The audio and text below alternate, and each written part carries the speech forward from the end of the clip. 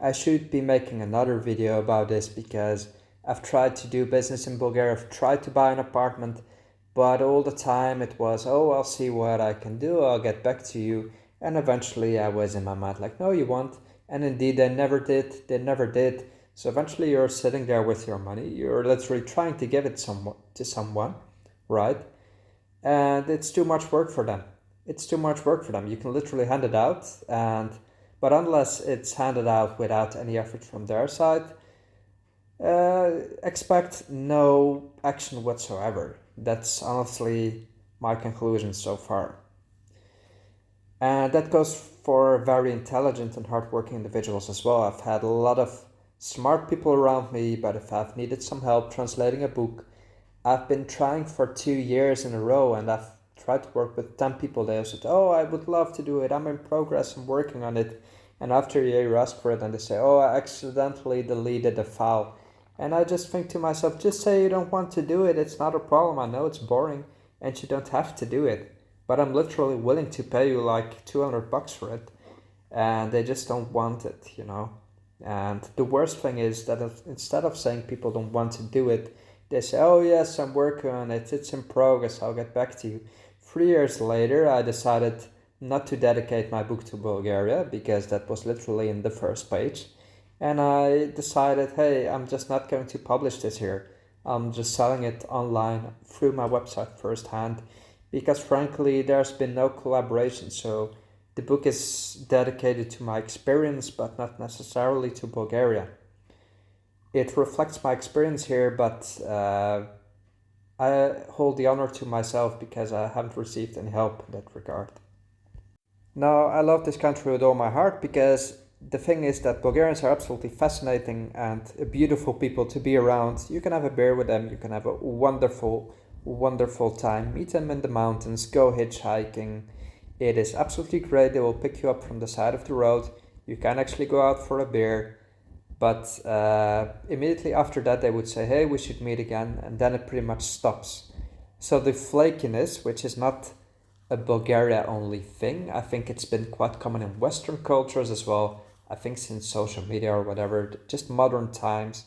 But in Bulgaria, I found it quite unnerving, where even I had concrete plans to go on a hike with someone, and I would call them that very day when, at the time when we were supposed to meet at the station, and it's like, oh yeah, I'm still in bed, let's go another time. That happens all the time with some of the most intelligent people I've never met anywhere else. Just extremely intelligent people. And that's just been very confusing to me as a Dutchman because it is a great offense to waste someone's time in my country. It is a slap in the face to not turn up on that very day unless, of course, you have a legit excuse.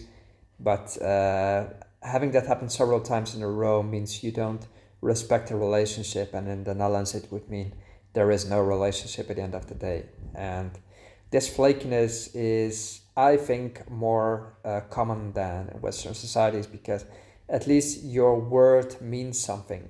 In Bulgaria, I think the promise and the word doesn't mean a whole lot, and that's also why, in my regard, people lose a lot of face. Like, there's a lot of talking, but sticking to your word, for me, is a very big thing. I never come late. I do exactly what I say I do.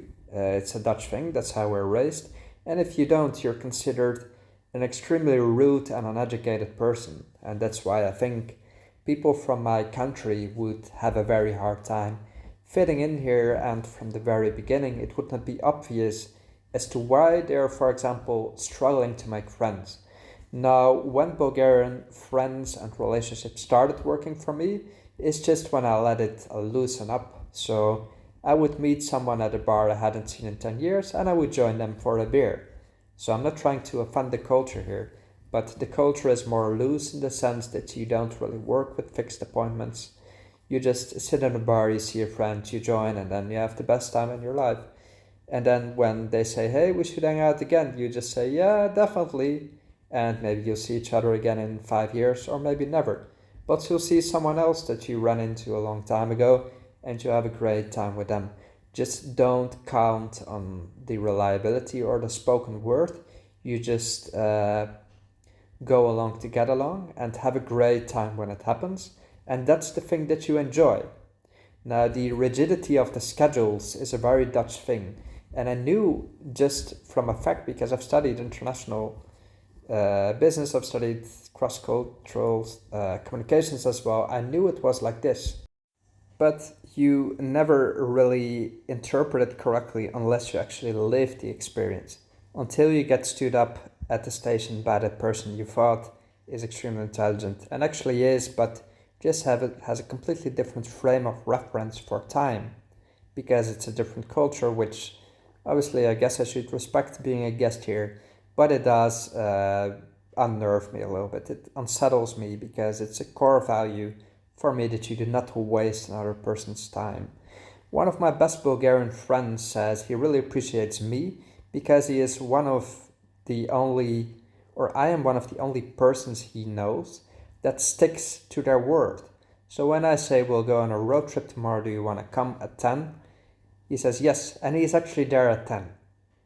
Now, he has a bit of a different culture, so he is actually exactly the same like me in that regard.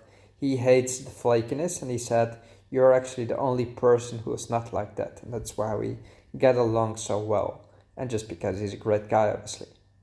But yeah, that's just the thing about friendships here. You will have a lot of acquaintances that can be great people, but you just see them when you see them, you know.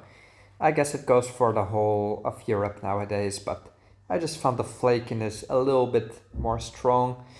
And I guess it has its charm because at least you don't live by schedules and agendas, but from my perspective, it can be slightly frustrating. On a side note, I at some point thought that it would also be acceptable that I become flaky because that's what you eventually think, right? You think, well, if this person doesn't come up. So I did the exact same with the same persons at a few points. Like I had a guy I was dating and he would at some points say, hey, let's hang out tonight. Or I would say, hey, let's hang out tonight at 10. Do you want to come to my place? And he said, yes, I'll come. And I never heard anything again. That happens like 3 times in a row. And I just said nothing because I know this is the culture. There's no need to get angry about it. Sometimes he came, most of the times not. And I just went to do something else, you know. Then one time he said, hey, can I come to your place at 10 tonight? And I said, yeah, sure. And then I didn't text him because I was being flaky and I thought, yeah, I'm cooking now. I'm not going to text the guy, sorry. And then he actually became angry with me. So the thing in Bulgaria is that a lot of things are a one-way street. The person is allowed to do that thing to you, but does not want that to be done to him or herself. And that's what I also really found out only after 5 years here, 5 long years, is that things are pretty much a one-way street, that the culture is that, hey, I can get away with stuff, but you cannot, because then you'll get reprimanded. It's a bit similar at work situations with Bulgarians. I don't really want to go into that right now, but this can be very off-putting for a lot of people from Western Europe in particular. Again, not saying we're better, but it's a thing about Bulgaria that has baffled me, honestly. And again, this is with extremely smart people who are university educated. I'm in a bubble of people who work for the largest international companies. They are not lazy in general. They work very hard. They're smart and they speak perfect English. They've worked in other countries, but still this flakiness, I've never managed to understand it. Again, I'm not trying to offend anyone with this. If I do, so be it. Honestly, I don't care. It is an honest reflection that I think can help a lot of people coming here. And it is something that would have helped me if I knew it 10 years ago. But you learn things by living, right? And you can study all your cross-cultural communications. You will never actually experience the culture and understand what it is until you are at a place with your feet on the ground and you actually live the full experience. And that's also what makes life very beautiful. Because, to be fair, if Bulgarians were like Dutch people, I would not be here because it wouldn't be very interesting. Take care.